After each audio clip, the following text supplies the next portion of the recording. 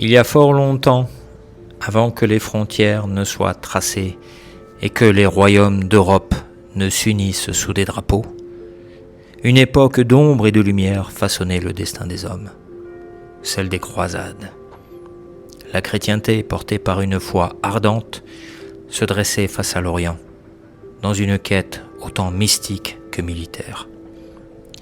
Au cœur de ces bouleversements, un lieu discret, à l'abri des regards, s'imposait comme un sanctuaire. Le prieuré de Bizac, niché dans les collines secrètes et sacrées de l'Avonnage, entre Uzès, Nîmes, Montpellier et Aigues-Mortes. Ce n'était pas un simple lieu de prière.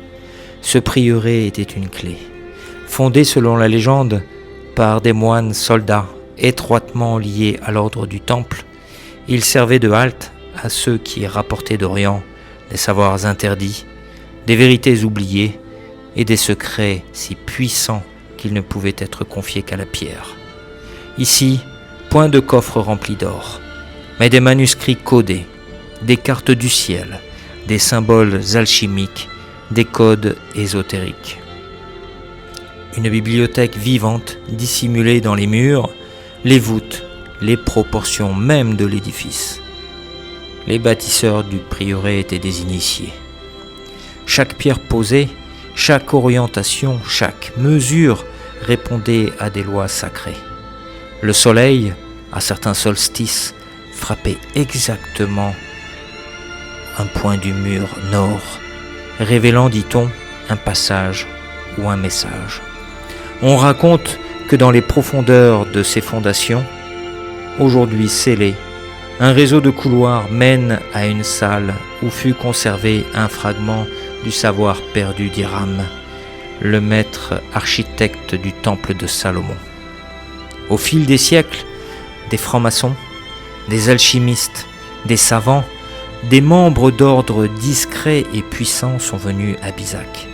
Ce lieu vibrait, il parlait à ceux qui savaient écouter, et toujours il se refusait à ceux qui venaient par intérêt ou par cupidité. Mais aujourd'hui, quelque chose change. Le prieuré s'ouvre, non pas à un acheteur, mais à un héritier d'âme. Quelqu'un capable de ressentir le murmure des pierres, de percevoir ce que les yeux ne voient pas. Quelqu'un qui saura respecter, comprendre et prolonger la mémoire sacrée de ce lieu. Car Bizac n'est pas un bien immobilier, c'est un témoin, un gardien, une promesse. Si vous ressentez un appel, une vibration sourde qui monte en vous en écoutant ces mots, peut-être êtes-vous celui ou celle que ce lieu attend depuis des siècles.